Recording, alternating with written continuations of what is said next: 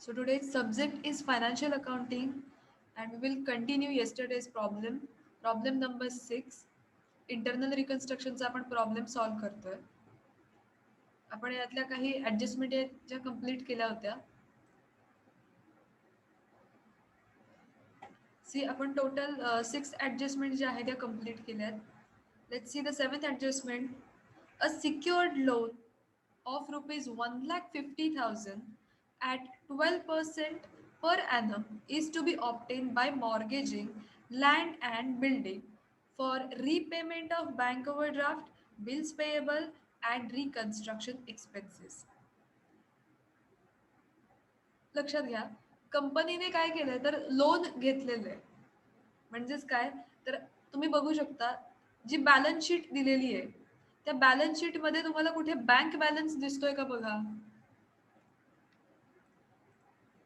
दिसतोय का कुठे बँक बॅलन्स दिलेला ऍसेट साइडला.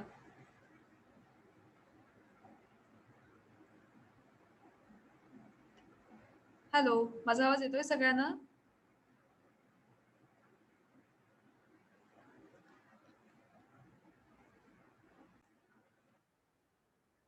सी हिअर ऍसेट साइडला कोणत्याही प्रकारचा बँक बॅलन्स दिलेला नाहीये. म्हणजे बँकेत आता किती अमाऊंट आहे हे आपल्याला इथे कळणार नाहीये. सी बँकेमध्ये काहीच पैसे नाहीयेत इथे. तर आता आपण सिक्युअर्ड लोन जे घेतलेलं आहे त्यामुळे बँक बॅलन्स आपला इन्क्रीज होणार आहे. बँकेमध्ये बॅलन्स आपला येणार आहे. A secured loan 1,50,000 is to be obtained by mortgaging land and building. बँकेने कंपनीने लोन घेतलेलं आहे सिक्युअर्ड लोन 1,50,000. कंपनीने लोन घेतलं म्हणजेच काय तर कंपनीकडे आता पैसे आले बँकेमध्ये कंपनीच्या 1,50,000 आहेत. आता हे 1,50,000 त्यांनी कसे घेतले by obtaining mortgaging land and building. त्यांनी त्यांच्याकडे जी लँड अँड बिल्डिंग होती बॅलन्स शीट मध्ये ऍसेट साइडला लँड अँड बिल्डिंग दिलेली आहे.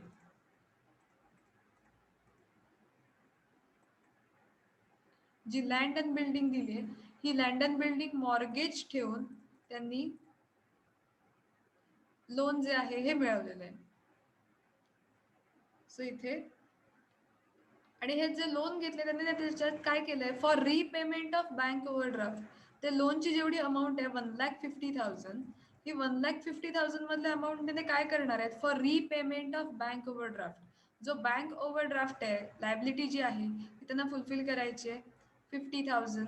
देन बिल्स पेएबल 35,000 हे त्यांना पे करायचे आहेत. Then and reconstruction expenses 15,000.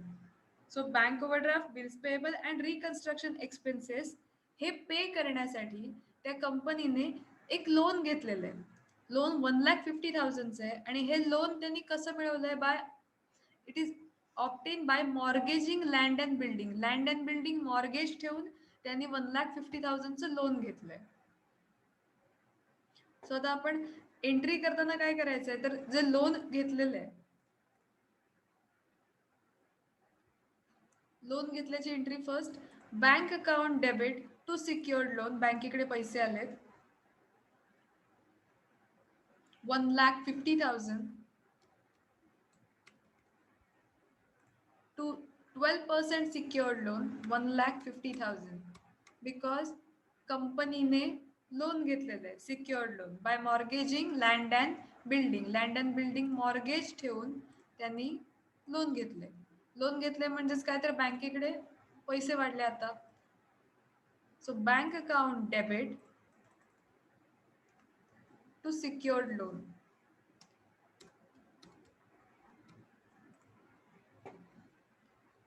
आता हे जे 1,50,000चं लोन आहे ते लोन त्यांनी कसं यूज केलंय for repayment of bank overdraft. या 1,50,000 मधली अमाऊंट यूज करून त्यांनी बँक ओव्हरड्राफ्ट पे केलाय. आता आपण बँक ओव्हरड्राफ्ट पे केल्याची एंट्री करायची. Bank overdraft account debit to bank being overdraft paid. जितका ओव्हरड्राफ्ट आहे तो बँक ओव्हरड्राफ्ट त्यांनी पे केलाय. बँक ओव्हरड्राफ्टची अमाऊंट 50,000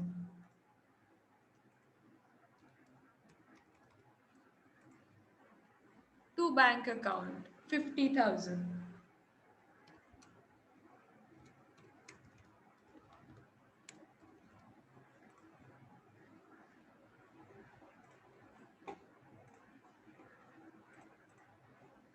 आता अजून त्यांनी काय केलंय, for repayment of bank overdraft bills payable. Bills पेएबलची आपण ऑलरेडी एंट्री केली आहे.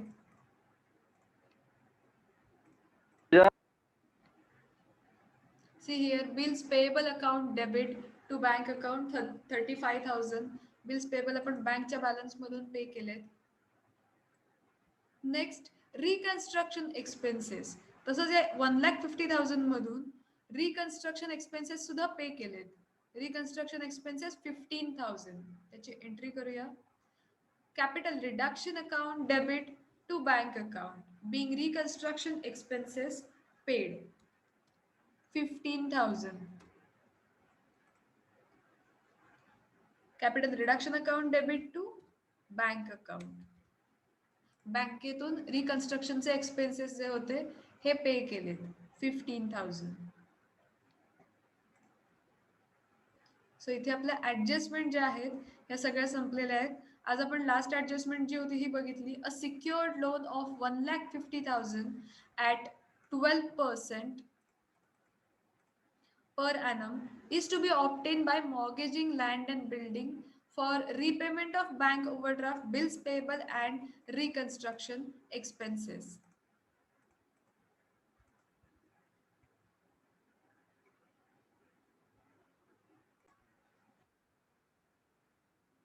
So the journal entries आपल्या complete झाल्यात. Let's we prepare capital reduction account. This is capital reduction account. आपण जसे जर्नल एंट्रीज केल्यात तसे आपण अमाऊंट ट्रान्सफर करूया. फर्स्ट जर्नल एंट्री मध्ये कॅपिटल रिडक्शन अकाउंटला आपण क्रेडिट केलेलं आहे. कॅपिटल रिडक्शन अमाऊंट जाते 2 लाखची. सो कॅपिटल रिडक्शनच्या क्रेडिट साईडला by preference share capital 2 lakh. By preference share capital 2 lakh. बघा सेकंड एंट्रीमध्ये कॅपिटल रिडक्शन अकाउंट आहे का? येस. कॅपिटल रिडक्शन अकाउंटला क्रेडिट केलेलं आहे amount 8 lakh. So capital reduction अकाउंटच्या क्रेडिट साईडला by equity share capital amount 8 lakh. By equity share capital amount 8 lakh. Third एंट्रीमध्ये काय केलं तर कॅपिटल रिडक्शन अकाउंटला क्रेडिट केलंय. सो कॅपिटल रिडक्शन अकाउंटच्या क्रेडिट साईडला अमाऊंट जाणार आहे 50,000 under the heading by debentures.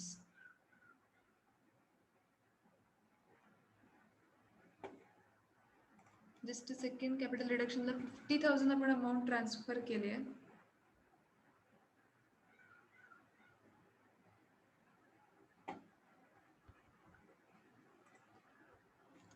But त्यांनी ऍडजस्टमेंट मध्ये दिलंय the debenture holders to take over plant and machinery.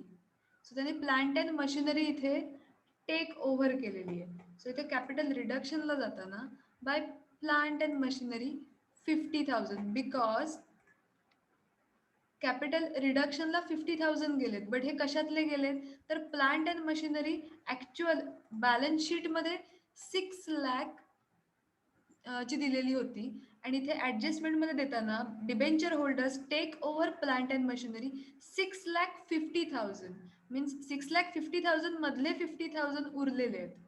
So इथे कॅपिटल रिडक्शनला रेकॉर्ड करताना by plant and machinery 50,000. Next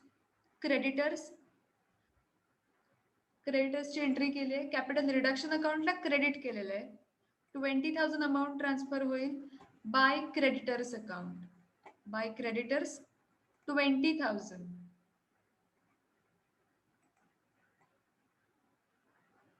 next एंट्रीमध्ये कॅपिटल रिडक्शन अकाउंट नाहीये. लोनची एंट्री आपण इथे केली आहे. लोन रिसीव्ह केल्याची. बँकेला पैसे मिळाले. Bank account debit to secured loan 1,50,000. Then next entry bills payable pay केल्याची आहे. त्या 1,50,000 मधून बिल्स पेएबल आपण पे केले बिकॉज बँकेचा बॅलन्स दिलेला नव्हता. सो बँक मधून पे करण्यासाठी बँकेकडे पैसे नव्हते. मग त्यांनी काय केलं तर सिक्युअर्ड लोन घेतलं 1,50,000चं आणि त्यातून त्यांनी 35,000 बिल्स पेएबलचे पे केले. देन नेक्स्ट एंट्री डिव्हिडंड पे केल्याची. डिव्हिडंड जो ॲरियर्स मध्ये होता तो ॲरियर्स मधला डिव्हिडंड त्यांनी पे केलेला आहे. सो हिअर कॅपिटल रिडक्शन अकाउंटला आपण डेबिट केलंय. सो कॅपिटल रिडक्शन अकाउंटच्या डेबिट साईडला to bank account 40,000. Next capital reduction अकाउंटला इथे डेबिट केलेलं आहे. Capital reduction account debit to bank account. Reconstruction expenses त्यांनी पे केलेत. सो कॅपिटल रिडक्शन अकाउंटच्या डेबिट साईडला to bank account 15,000. To bank account 15,000. Next overdraft pay केलाय. Bank overdraft account debit to bank account. इथे capital रिडक्शनला काहीच transfer केलं गेलेलं नाहीये. सो कॅपिटल रिडक्शनला नाही येणार. Next entry being goodwill profit and loss account and patents written off. इथे goodwill patents profit and loss सगळे राईट ऑफ केलेत. कॅपिटल रिडक्शन अकाउंटला डेबिट केलंय. सो कॅपिटल रिडक्शन अकाउंटच्या डेबिट साईडला हे सगळे येतील. To goodwill, to patents, to profit and loss account, to preliminary expenses. So to goodwill 25,000, to patents 15,000, to preliminary expenses 8,20,000. Sorry, profit and loss account 8,20,000 and preliminary expenses 45,000.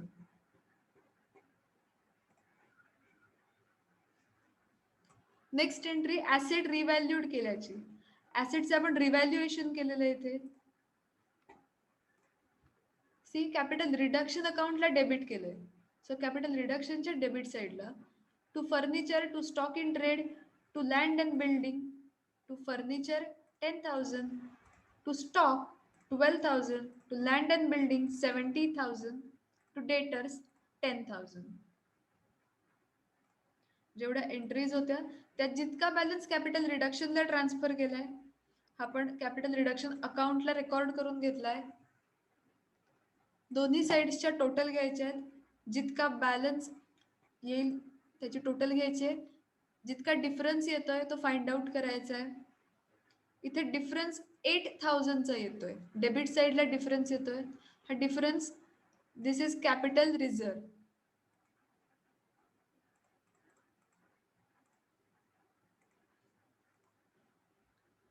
Capital reserve आपल्याला इथे find out केलेला आहे आपण.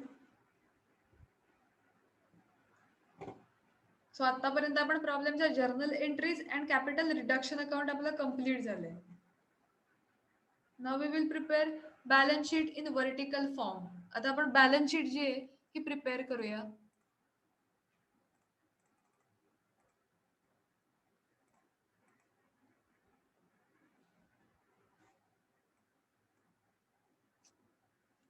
Screen visible आहे सगळ्यांना?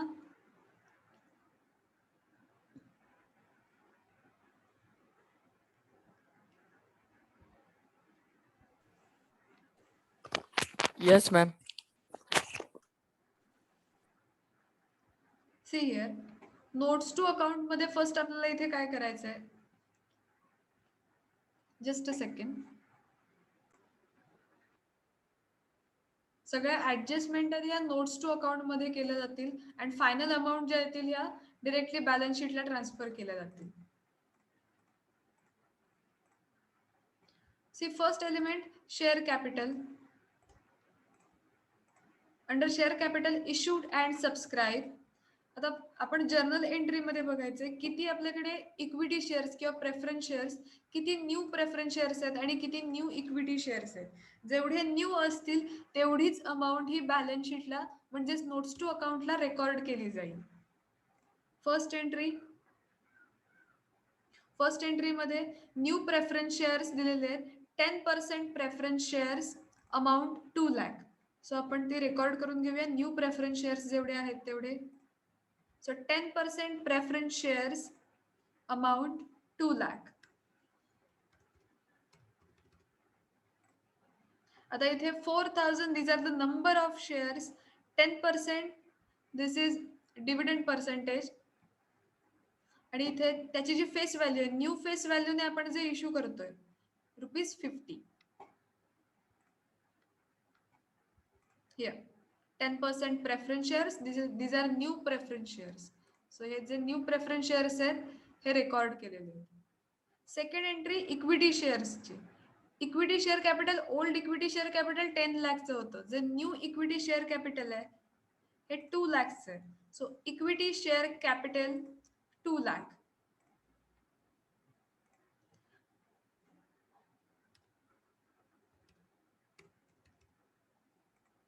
Just इथे मी description साठी त्यांचे जे नंबर ऑफ शेअर्स आणि त्याची फेस व्हॅल्यू ही लिहिलेली आहे. 1 lakh number of equity shares, face value 2. So here in notes to accounts 1 lakh equity shares of rupees 2 each. 2 lakh. एवढेच आपल्याकडे इक्विटी शेअर आणि प्रेफरन्स शेअर्स आहेत. सो आपण टोटल जी आहे फायनल टोटल हे आउटर कॉलमला घेऊया. 2 lakh plus 2 lakh total 4 lakh.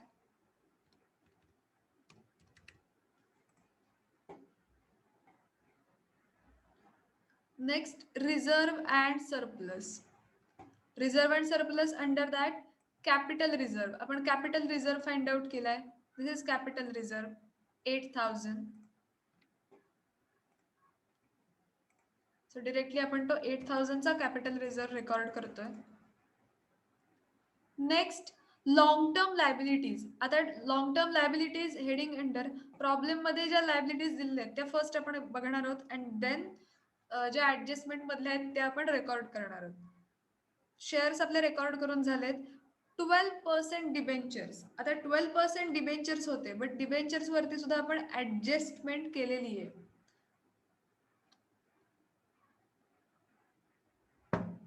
So आता इथे 12% डिबेंचरची अमाऊंट 7,50,000 बट जे न्यू डिबेंचर्स आहेत हे किती आहेत हे आपण चेक करणार आहोत आणि देन ती अमाऊंट आपण रेकॉर्ड करायची. सी तिसरी ऍडजस्टमेंट आपण केली होती इथे 12% debenture. These are the old debentures. New debentures here 14% debentures 1 lakh. जे न्यू डिबेंचर्स आहेत ही अमाऊंट आपण रेकॉर्ड करायच्या नोट्स टू अकाउंट्सला. So 14%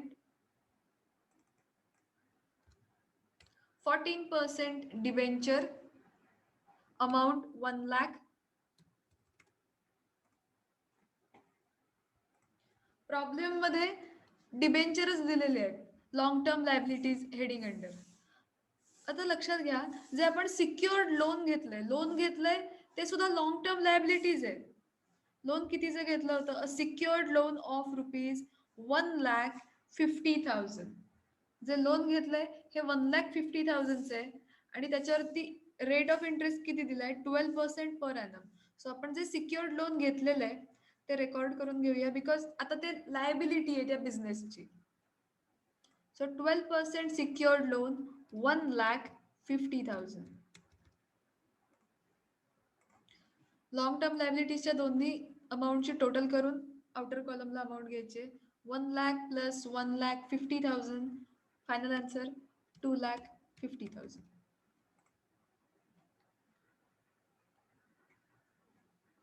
next heading trade payable. Trade payable under creditors. आता ट्रेड पेएबल मध्ये इथे क्रेडिटर्स फक्त आपण रेकॉर्ड करतोय बिकॉज क्रेडिटर्सची अमाऊंट तेवढी उरलेली आहे. बघा क्रेडिटर्स किती होते? 1,40,000 चे क्रेडिटर्स दिलेले होते बट त्यातला काही पार्ट हा रेमिट केलेला आहे. तुम्ही ऍडजस्टमेंट बघू शकता. Creditors agree to reduce their claim by 20,000. Means 20,000 ची अमाऊंट त्यांनी सॅक्रिफाईस केलेली आहे. मग 1,40,000 मधले जर 20,000 त्यांनी सॅक्रिफाईस केले तर आता जितकी अमाऊंट आपल्याला लायबिलिटी आहे जितकी पे करायचे तेवढी अमाऊंट बॅलन्स शीटला रेकॉर्ड होईल. So creditors 1,40,000 minus 20,000. Final amount outer column घ्यायचे 1,20,000.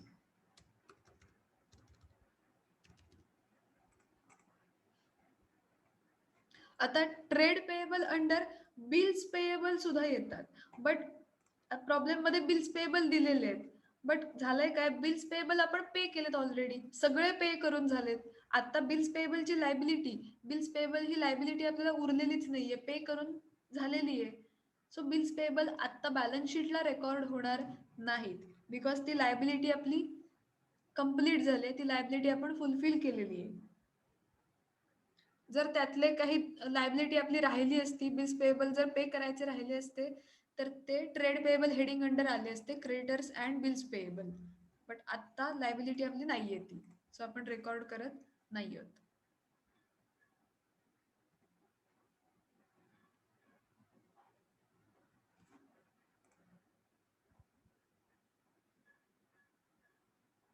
Next, fixed assets.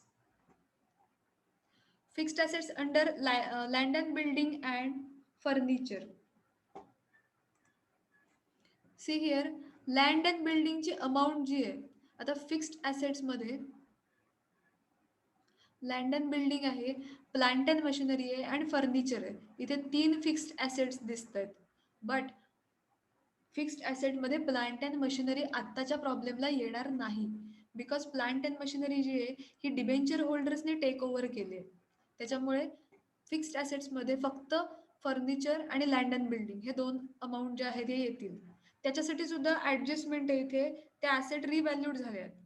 Furniture 25,000 and land and building 5,80,000. So आता ह्या ज्या रिव्हॅल्यूड अमाऊंट आहेत ह्या बॅलन्स शीटला जातील. So furniture 25,000 and land and building 5,80,000. Record करून घेऊया. Land and building 5,80,000 and furniture 25,000. Revalued amount आपण घेतलेले आहेत. इथे प्लांट अँड मशिनरी ही फिक्स ॲसेट येणार नाहीये बिकॉज ती डिबेंचर होल्डर्सनी टेक ओव्हर केलेली आहे.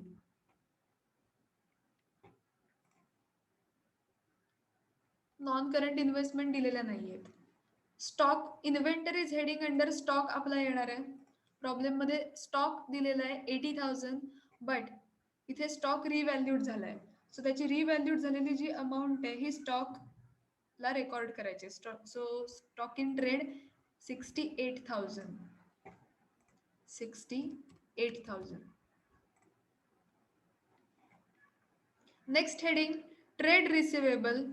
Trade receivable heading under debtors आणि बिल्स रिसिवेबल येतात. आता व्हॉट अबाउट डेटर्स? प्रॉब्लेममध्ये डेटर्स दिलेले आहेत. डेटर्स कुठे आहेत? येस, 90,000. बट डेटर्ससाठी सुद्धा इथे अमाऊंट जी आहे ही रिव्हॅल्यूड करून दिली होती त्यांनी.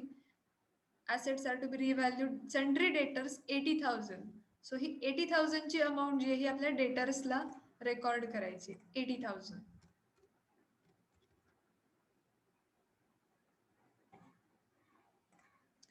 Next is what about bills receivable? Bills receivable वरती कोणती ॲडजस्टमेंट आहे का? बिल्स रिसिवेबल वरती कोणतीही ॲडजस्टमेंट नाहीये. सो ॲज इट इज आपण बिल्स रिसिवेबल 15,000 चे रेकॉर्ड करणार आहोत under the heading trade receivable. So bills payable 15,000. याच्यावरती कोणत्याही प्रकारची ॲडजस्टमेंट नाही. दोघांची टोटल जी आहे आउटर कॉलमला घ्यायचे 95,000.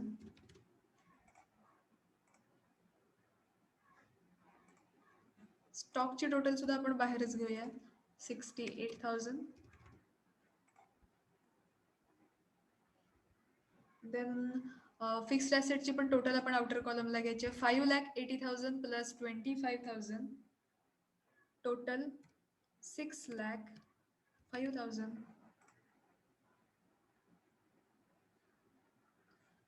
Last element cash and cash equivalent. Cash and cash equivalent under bank balance आपल्याला रेकॉर्ड करायचं आहे. बॅलन्स शीटमध्ये कुठेही ॲसेट साईडला बँक बॅलन्स दिलेला नाहीये. बट तरी सुद्धा कंपनीने लोन घेतलं होतं, सिक्युअर्ड लोन. आता लोन घेतलंय, लोन घेतलं म्हणजे काय तर बिझनेसमध्ये कॅश आली 1,50,000 ची आणि ही कॅश बँकेमध्ये जमा झाली. सो इथे बँकची आपल्याला इथे ॲडजस्टमेंट करायचे, सॉरी वर्किंग नोट आपल्याला करायचे. सो बँक 1,50,000 बिकॉज बिझनेसने लोन घेतले. आता या बँकेचा आपल्याला बॅलन्स कॅल्क्युलेट करायचा आहे, पण बँकेमधून आपण बरंचसं पेमेंट सुद्धा केलं होतं. सो ते आपल्याला लेस करायचं आहे. फर्स्ट आपण प्रेफरन्स डिव्हिडंड जो आहे हा बँकेतून पे केला. बघा, प्रेफरन्स डिव्हिडंडची आपण इथे वर्किंग नोट केलेली आहे. प्रेफरन्स डिव्हिडंड 40,000चा आपण पे केलेला आहे, तो बँकमधूनच पे केलाय.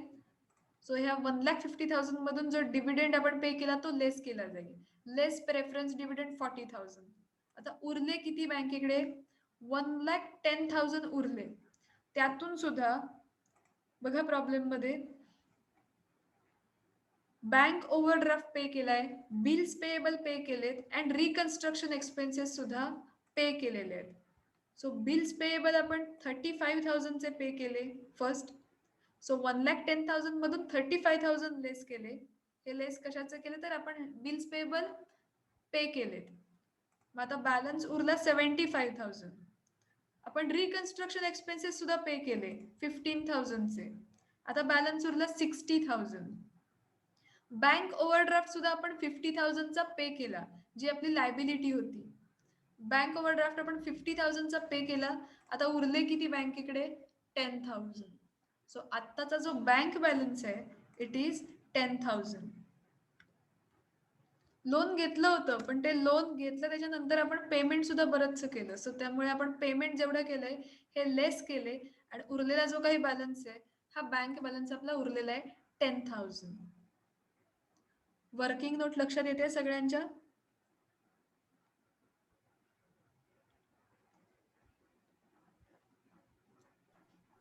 Yes, ma'am.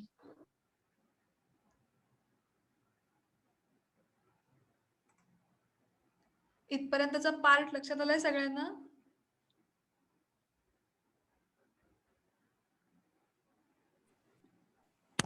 Yes, ma'am. Okay. Yes, ma'am. आता आपण नोट्स टू अकाउंट तर कम्प्लीट केला. आता ज्या फायनल अमाऊंट आल्यात नोट्स टू अकाउंटला त्या आपण जस्ट बॅलन्स शीटला ट्रान्सफर करणार आहोत. Share capital 4 lakh. So this is share capital 4 lakh. Reserve and surplus 8,000. त्यांची टोटल आउटर कॉलमला घेतली. Next long term liabilities 2,50,000. So आपण लॉंग टर्म लायबिलिटीज 2,50,000 च्या रेकॉर्ड केल्यात. In current liabilities trade payable is given. Trade payable मध्ये creditors फक्त येत आहेत 1,20,000. सो आपण हे ट्रेड पेएबल्स अंडर रेकॉर्ड करून घेऊया 1,20,000. लायबिलिटी साइड मध्ये हे फक्त एवढेच अमाऊंट येत आहेत. सो त्यांची टोटल आपल्याला घ्यायची 7,78,000. ही लायबिलिटी साइडची टोटल आहे. देन ऍसेट मध्ये ऍसेटच्या व्हॅल्यूज येथे रेकॉर्ड करून घ्यायच्यात. त्यामध्ये फिक्स्ड ऍसेट्स, फिक्स ऍसेटची आपण टोटल करून घेतली. Fix asset 6,05,000. Then in current asset inventories, trade receivable and cash equivalent तीनही बॅलन्सेस आपण रेकॉर्ड करून घेतले. त्यांची अमाऊंट आउटर कॉलमला घेतली. ऍसेट साइडची टोटल केली. टोटल 7,78,000 येते. ऍसेट लायबिलिटीजची टोटल आपली मॅच झाले आणि प्रॉब्लेम इथे कंप्लीट झालाय.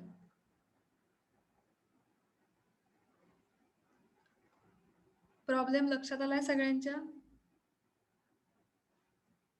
Who, ma'am? Yes.